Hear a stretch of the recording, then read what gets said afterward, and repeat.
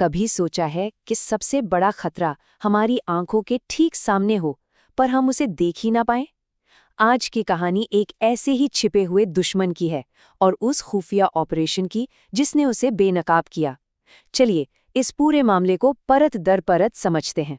तो बात है 27 अक्टूबर 2026 की। सुबह के करीब 6:30 बजे का वक्त। नई दिल्ली की सड़कों पर अभी भी एक ठंडी हल्की सी धुंध छाई हुई थी। राजघाट के पास फुटपाथ के एक कोने पर एक बूढ़ा सा भिखारी फटा हुआ कंबल ओढ़े बैठा था। उसके सामने मिट्टी का एक टूटा हुआ कटोरा रखा था। मतलब उसे देखकर कोई दूसरा ख्याल भी मन में नहीं ला सकता था। और तभी अचानक सादे कपड़ों में 8 लोग बिल्कुल चुपचाप उसकी तरफ बढ़े। कोई हंगामा नहीं, कोई शोर नहीं। इससे पहले कि कोई कुछ समझ पाता, उन्होंने उस भिखारी को दबोच लिया। उसके हाथ पीठ के पीछे बांध दिए गए। वो भिखारी चिल्लाया, अरे ये क्या कर रहे हो? मैं तो एक गरीब आदमी हूं। लेकिन तभी एक अफसर ने झुककर उसके कान में कुछ ऐसा कहा जिसने मानो सब कुछ बदल दिया। उसने फुसफुसाते हुए कहा, अब अभिनय बंद करो लेफ्टिनेंट कर्नल रशीद खान, तुम्हारा खेल खत्म हो गया है। बस वो एक पल ही था। उस भिखारी के चेहरे का रंग ही उड़ गया। उसकी आंखों में 7 साल की वो पूरी मेहनत, 7 साल का सब्र और 7 साल की नफरत सब एक साथ झलक उठा। सोचिए, जो शख्स सड़क पर एक लाचार, नजरअंदाज किया जाने वाला भिखारी लग रहा था, वो असल में पाकिस्तान की आईएसआई का एक टॉप लेवल का स्लीपर एजेंट था, लेफ्टिनेंट कर्नल रशीद खान। एक ऐसा खतरा जो पूरे 7 सालों से देश की राजधानी के बीचों बीच बैठा था। तो आखिर ये सब शुरू कैसे हुआ? इस कहानी की जड़ें जाती हैं साल 2018 में, जब रशीद खान को आईएसआई हाईकमांड से एक बहुत ही खास मिशन और कुछ बेहद ही अनोखे निर्देश मिले थे। उसे साफ साफ कहा गया था, तुम्हें कोई हथियार नहीं ले जाना, कोई पैसा नहीं। तुम्हारा मिशन है अदृश्य हो जाना। एक भिखारी बन जाओ, कोई तुम्हारी तरफ दोबारा देखेगा भी नहीं, और यही तुम्हारा सबसे बड़ा हथियार होगा। और रशीद खान ने इस प्लान को पूरी बारीकी से अंजाम दिया।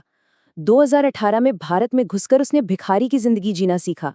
2019 और 2020 ये 2 साल उसने सिर्फ प्रधानमंत्री के काफिले के रूट्स और पैटर्न को समझने में लगा दिए। फिर 2021 से उसने धीरे धीरे अपनी दाढ़ी, जूते, यहाँ तक कि कंबल में जासूसी के डिवाइस छिपाने शुरू किए।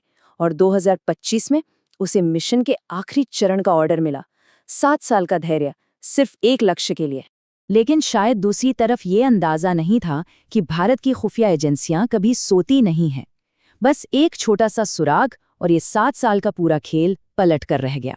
हुआ ये कि सितंबर 2025 में इंटेलिजेंस ब्यूरो ने एक छोटा सा लेकिन बेहद बेहद खतरनाक मैसेज इंटरसेप्ट किया। ये मैसेज सीधा national security adviser Ajit Doval की मेज पर पहुंचा। इसके बाद जो हुआ वो हमारी खुफिया एजेंसियों की काबिलियत का सबूत है। फौरन रॉ और आईबी की जॉइंट टीमों को एक्टिवेट किया गया। दिल्ली एनसीआर के हर फुटपाथ, हर ट्रैफिक सिग्नल की सीसीटीवी फुटेज को खंगाला गया।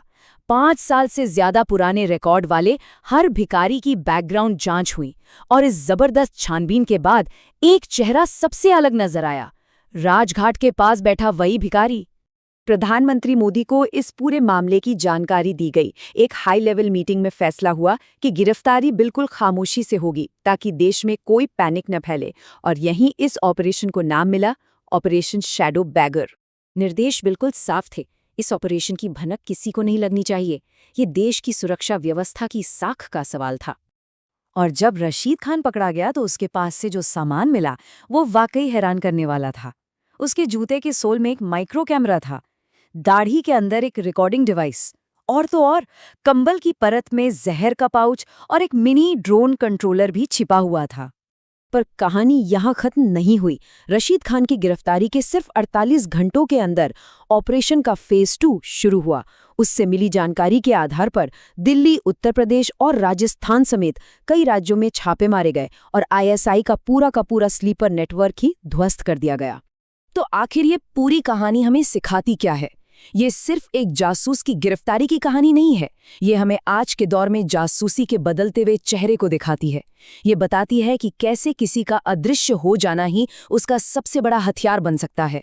7 साल, ये नंबर इस ऑपरेशन के पीछे की साइकोलॉजी को समझने के लिए बहुत ज़रूरी है। ये दिखाता है कि दुश्मन हमारी सामाजिक आदतों का कैसे फ़ायदा उठा सकता है। हम जिसे रोज़ देखते तो हैं, पर कभी उस पर गौर नहीं करते, वही हमारा सबसे बड़ा ब्लाइंड स्पॉट बन जाता है। तो सवाल ये उठता है कि असली खतरा कौन है?